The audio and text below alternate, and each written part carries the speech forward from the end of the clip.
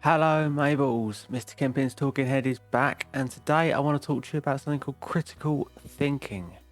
Now, critical thinking, and I'm going to link it to something called critical reading as well. These are skills that you may have heard of, but you may not fully appreciate at the moment. They're the sorts of things people talk about when they say sort of engage your brain, engage your thinking, actually have a look and understand what it is we're doing. And what we can do with critical thinking is actually open up everything we're exposed to. We can analyze and understand what it is, be it good or bad.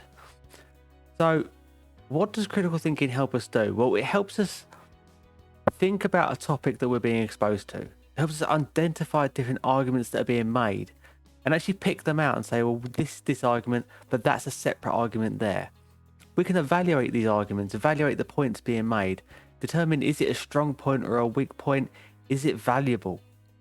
We can start to recognize common weak arguments that are being made, recognize when evidence is poor or when evidence is good.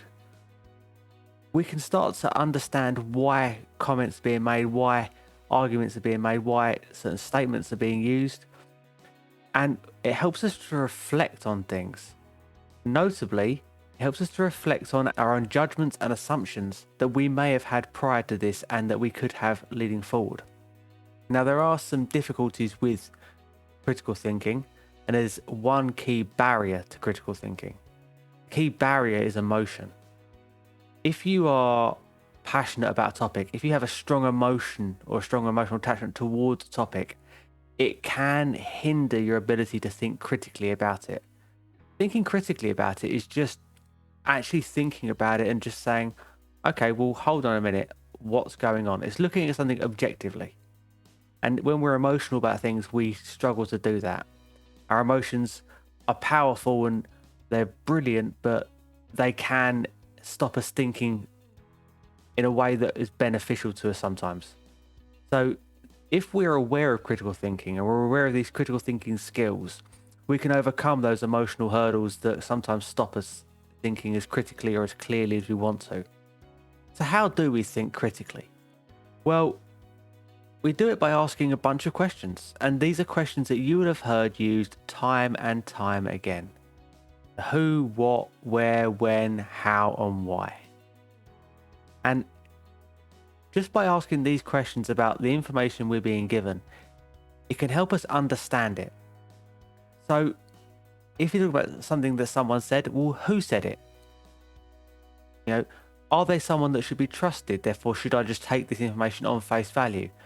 Do I know this person? Is this person reputable? Do they have expertise in this area? Is it someone that's got a biased opinion? What do you know about that person? What did they say? This is a big one. When you're talking about critical thinking and something that's been written down or something that's been said, you want to find out the exact wording that's been used, because that can make all the difference. Misinterpretation, misunderstandings. If you're getting this secondhand or third hand, someone's written it down and someone else has read it and then they've written it down, but they've interpreted it a little bit differently, you're playing that game where the information you're getting isn't the information that was originally given out. So know the exact phrasing, the exact wording that is being used, and then you can interpret it as accurately as you think.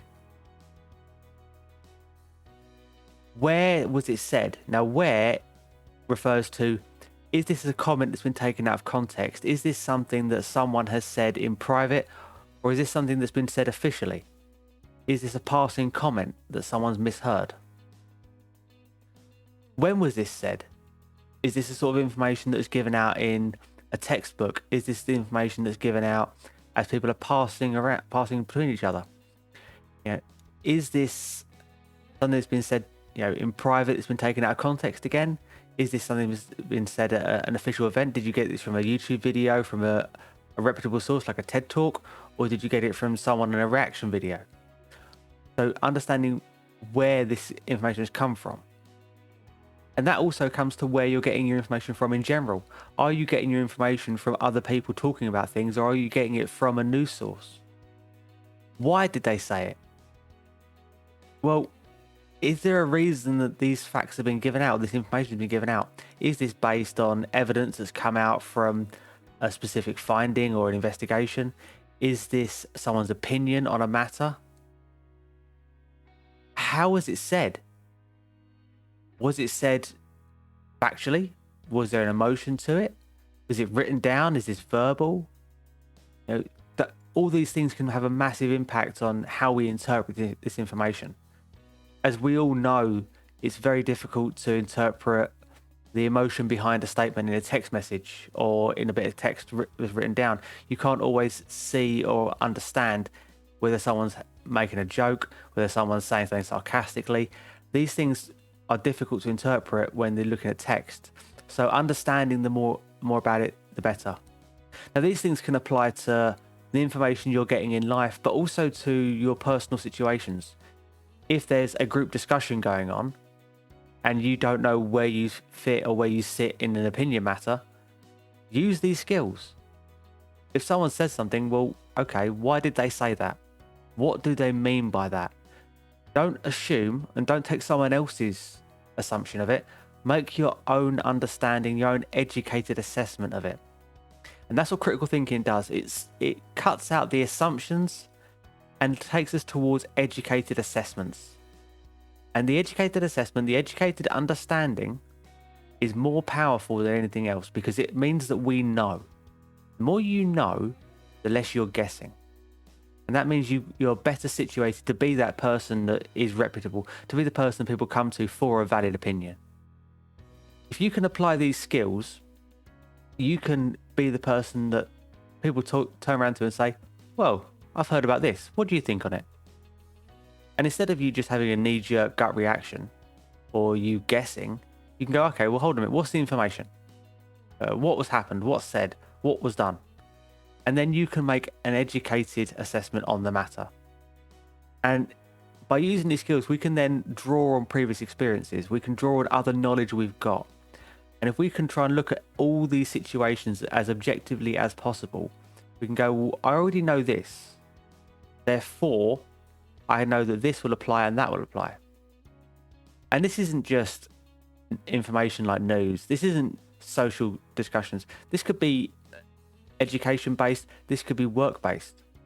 I use this on a day-to-day basis when it comes down to student assessments, when it comes down to workplace problems with regards to designs that I'm helping students with. If they say, well, sir, how is this design going to work? I can look at it and I can say, well, I know that this principle has to apply and that principle has to apply. Therefore, if I look at where the problem lies, here is the problem, and this is the things we can do to solve the problem. These are the solutions we've got available to us. That's no special trick of mine. That's not me being an expert in everything. That's me just applying these critical thinking techniques. I look at the problem, I look at the information I've got, I look at what I already know, and I don't make any assumptions. I make assessments on what the information is. I look at what I've got in front of me. I ask questions, and asking these questions is the biggest thing that's going to help do this. But I ask these questions, and then I move forward with it because I can make an educated assessment, an educated understanding of where I'm going. There's no guesswork involved. And when there is guesswork involved, the guesswork is based on what I know and what the information I can extrapolate from what I've seen, from the evidence I've been given.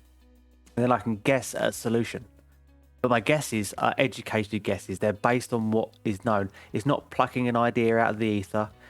This is me having an educated assessment, an educated attempt at fixing a problem. So these skills are really, really valuable. Now, these things lead into critical reading. Now, critical reading isn't anything special. It's just another application of critical thinking. Neither critical reading nor critical thinking mean thinking critically about something. That's really important to remember. It's not you being skeptical.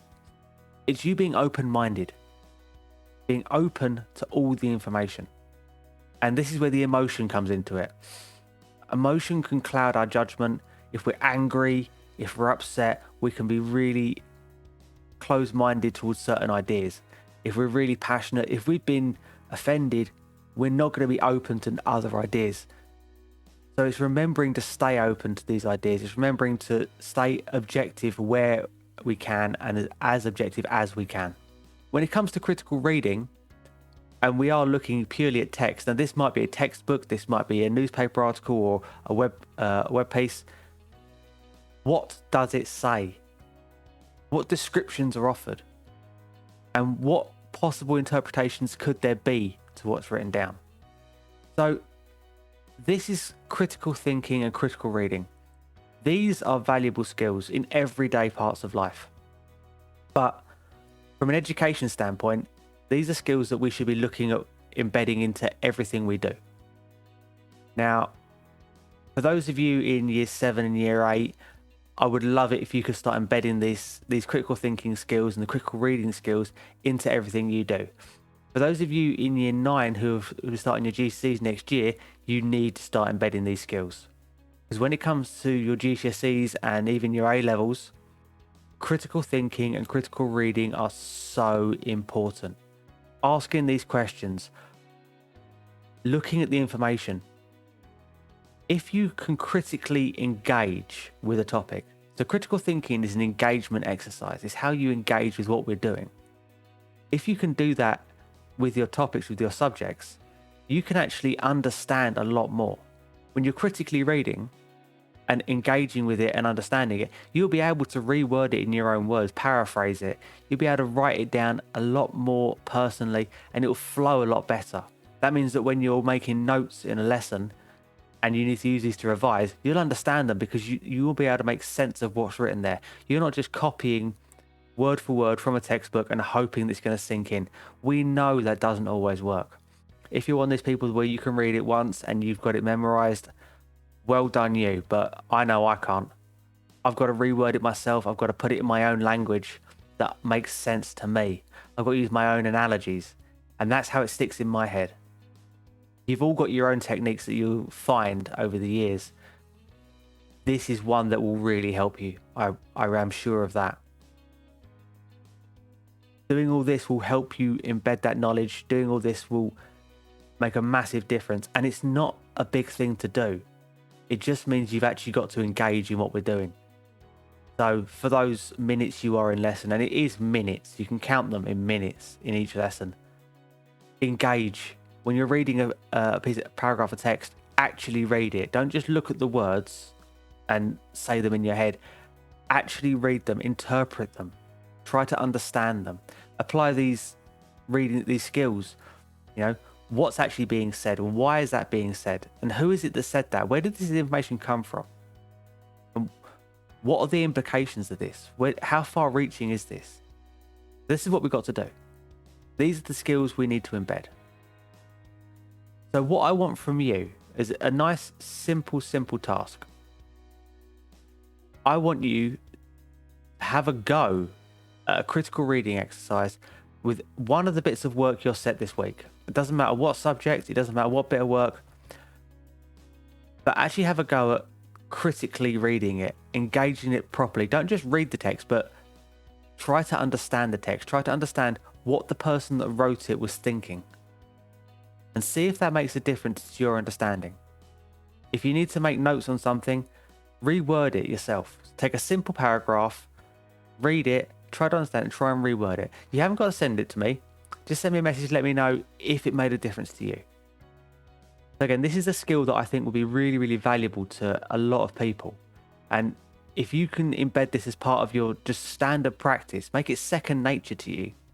When it comes to exams, when it comes to GCSEs and A levels in the future, and those of you that go on to universities to do all sorts of wonderful degrees, or those of you that go on to do apprenticeships, college courses, no matter where you're going, you'll be able to apply this. And it's one of those things that's going to help make you stand out. Well, that person actually understands what's going on here. They don't just know some words and they can't just recite some facts. They understand what's going on. And that is so, so valuable and so powerful. Okay, guys. I look forward to seeing what you send me. Have a nice week.